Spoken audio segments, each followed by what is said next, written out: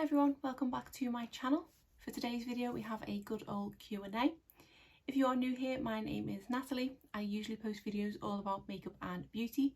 If you like what you see here today, I hope you will consider subscribing before you leave, but why don't we get started?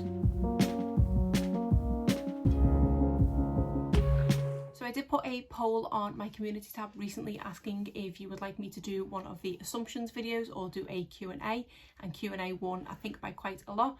So I then put out asking for any questions and I did get quite a few in, so I'm going to go through those today. So thank you very much for anyone that did send in a question.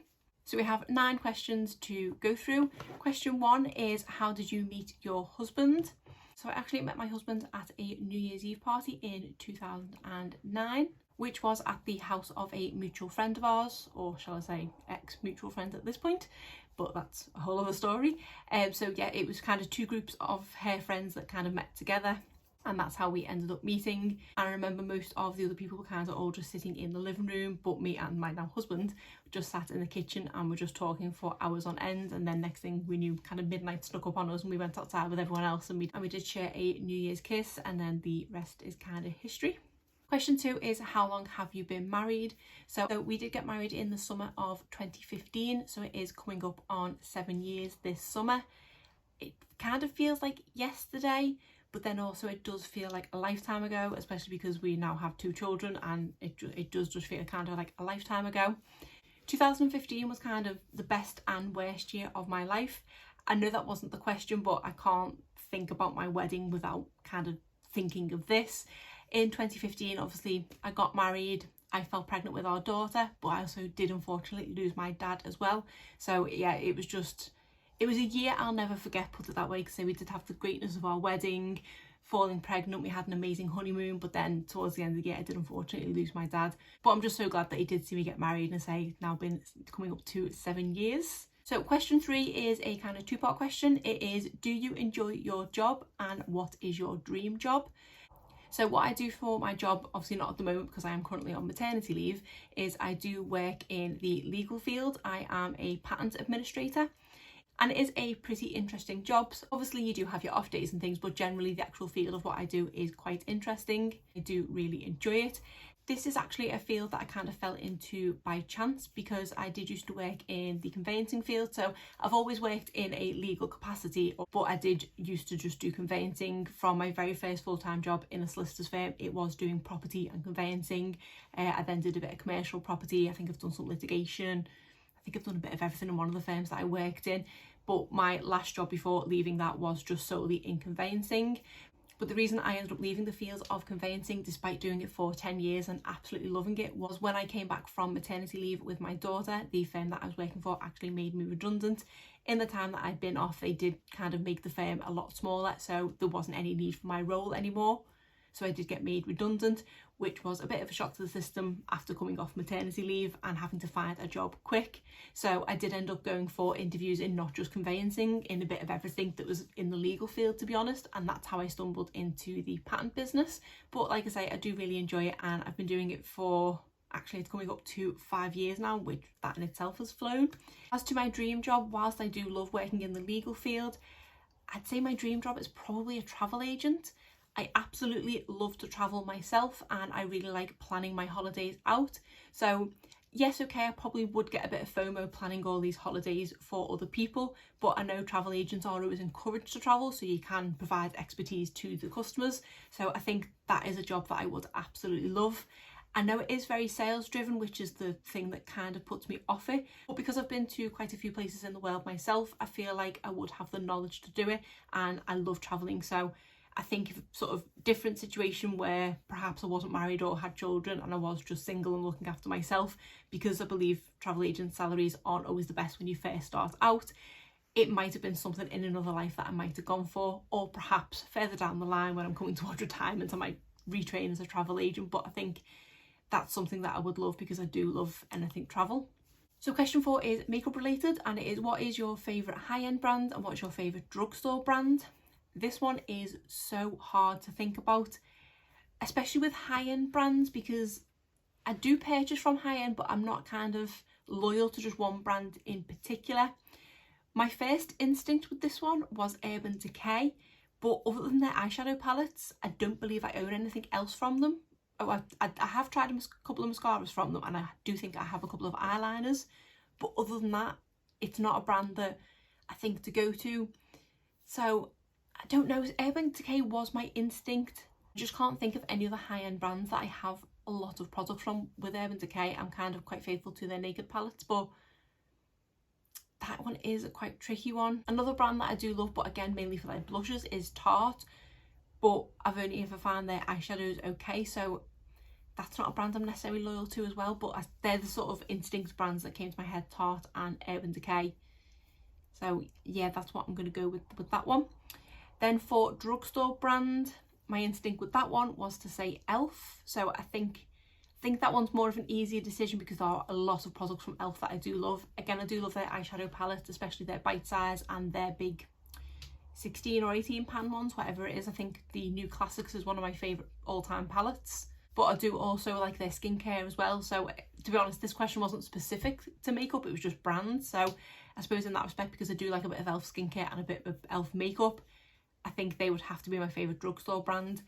I love Colourpop, but I don't know if they're technically classed as drugstore. I think they're more in the affordable bracket. So yeah, I think I'm going to go with Elf for that one. Question 5 is silver or gold jewellery.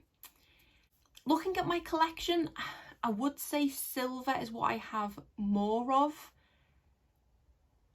But then I do have some gold pieces as well. A lot of my earrings, because I do just generally wear studs, are Pandora earrings, and they're all the silver ones, so I do have quite a lot of them. So when it comes to just putting in day-to-day earrings, it does tend to be silver. But I think if I'm kind of dressing up a bit more, like the hoop earrings that I have are gold, and then a couple of nice necklaces that I have are gold, but then I do also have a silver necklace as well. So I don't think I'm kind of one way or the other. Question 6 is going back to travel. It is, what is your favourite city to visit? Now this one is really hard because I've visited quite a lot of cities. When it comes to holidays, me and my husband don't really like to just go and sit by a pool. We'd like to explore cities. So the majority of the holidays that we've been on have been city breaks. So there is quite an extensive list. So this is so hard. I want to say, I'm thinking Rome. And I think that's because Rome was one of our first holidays abroad together.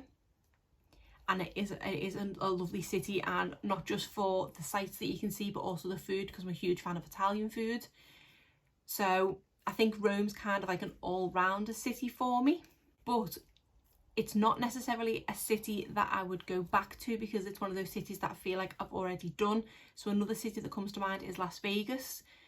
I absolutely love that when I went, but I feel like that city is just constantly changing. It's always got something more to give, and that is a place that I feel like I could go to multiple times. So because it's a favourite city to visit, I would visit there again. I mean, it's that long ago since I went. I think it was in middle of 2009 that I went with my mum. So obviously that was an experience in itself going with my mum. It'd be different if I then went with my husband. So yeah, I'm torn between those two cities. I was looking at holidays the other day, and travelling has now become really expensive. We used to be able to get city breaks in Europe for less than £500 for the two of us, and now I'm looking at holidays for a couple of days longer and they're just into the thousands. Yes, okay, I do now have to look during the school holidays, but it is extortionate the amount they charge. Something that would have cost me £600 a few years ago is now going to cost me like £6,000, which is just insane. That is something else. So question 7 is favourite makeup brand and one holy grail item that you can't live without. So I did mention earlier kind of favourite brands, drugstore and high end. If I had to just pick one brand, I'm torn between Elf and Colourpop, because there are multiple products from both of those brands that I really love. If it came to thinking about what brand could I do a full face of makeup from, I would have to go with Colourpop, I think.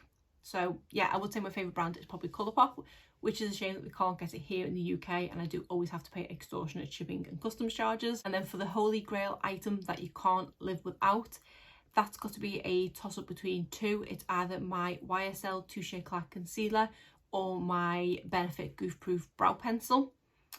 I have been trying to branch out and use different brow pencils in the past couple of months. The one I'm currently using is the one from Charlotte Tilbury, which whilst I like it, it's not as good as the Goof Proof.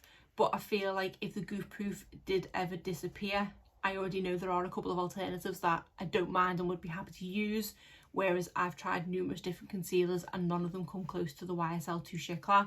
So that's one that I don't feel like I can replace, so I'm going to go with that one. And that is a high-end product that I definitely think is worth the splurge. Question 8 is, what kind of music do you listen to?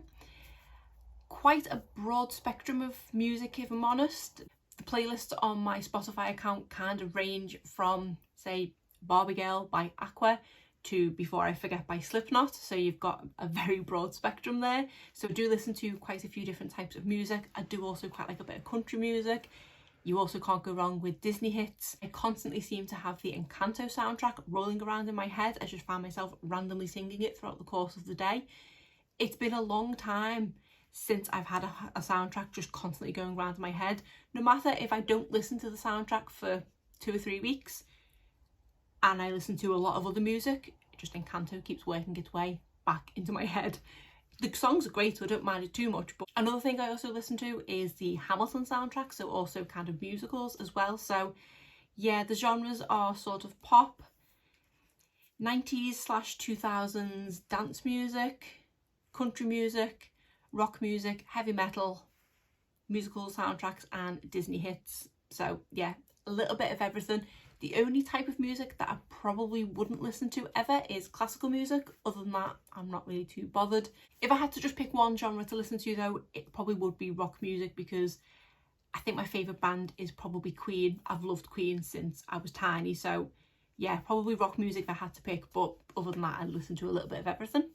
And then finally, question 9 is, do you have any pets?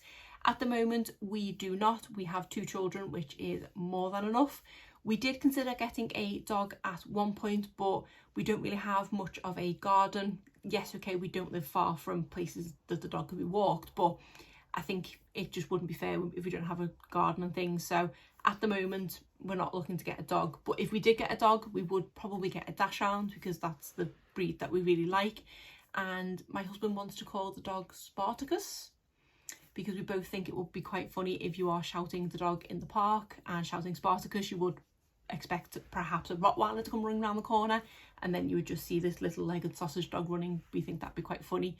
Visits to the vet might be a little bit embarrassing though, but yeah, so we do want a dachshund called Spartacus, but at the moment we do not have any pets. Although yesterday my daughter did ask for a hamster, which I'm not going there with a hamster and a 5-year-old, because we all know who'll be cleaning out the cage. So that is all the answers to the questions that you sent in. Thank you again for submitting questions if you did. If there are any other questions that you have, just drop them in the comments below and I will be happy to answer them. But other than that, that is it for today's video. If you did enjoy it, please give it a thumbs up and subscribe if you're not already. Thanks.